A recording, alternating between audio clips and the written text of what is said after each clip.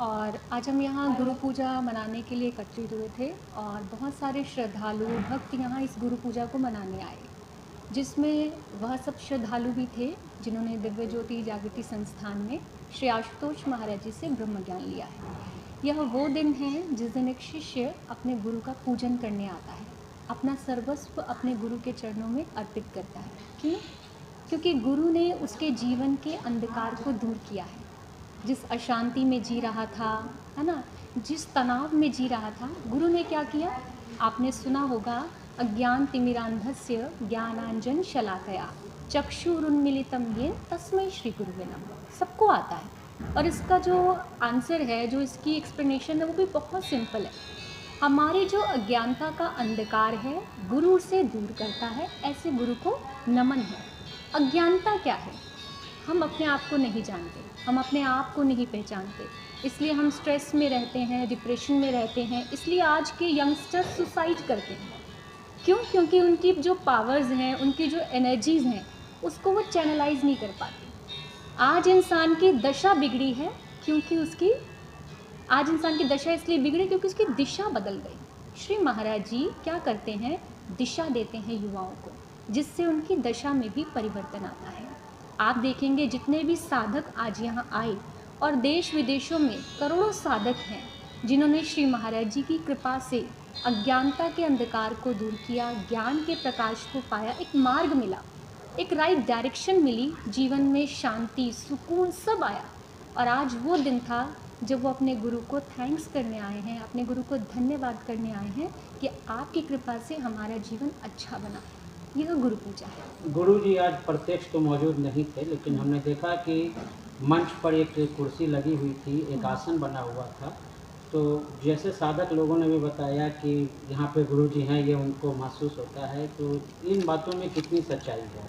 देखिए, इन बातों में 100% सच्चाई है। श्री महाराज जी का स्वरूप आसन पे रखा है और आप जानते हैं कि श्री महाराज जी समाधि में हैं 2014 से। श्री महाराज जी ने ध्यान की सबसे ऊंची अवस्था को इस समय धारण किया हुआ है और उस अवस्था को इस बुद्धि से समझ पाना असंभव है। ये तो वैसा हो गया जैसे हम किसी प्री नर्सरी के बच्चे को कहें कि आप एमए के बारे में हमें कुछ बताइए, वो नहीं बता पाएगा। अभी तो उसे ABCD भी नहीं आया पढ़ना ना।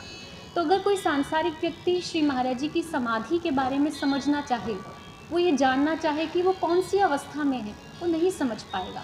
इसके लिए उसे सबसे पहले एडमिशन लेना होगा स्कूल में, ताकि वो अल्फ़ाबेट सीखे, फिर वर्ड्स सीखे, फिर लाइंस बनाना सीखे। धीरे धीरे प्रोसेस के साथ वो एमए तक जाए।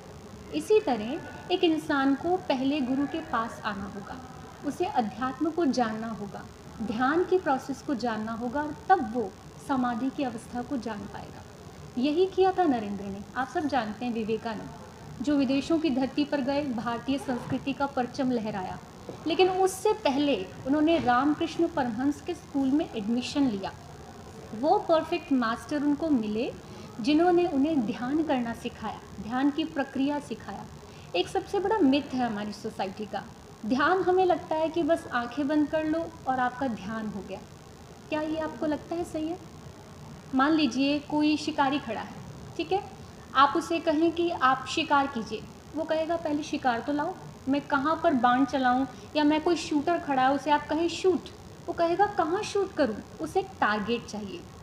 ध्यान भी यही है, हमें अपना ध्यान एकाग्र करना है, अपने चित्त को एकाग्र करना है, पर कहाँ?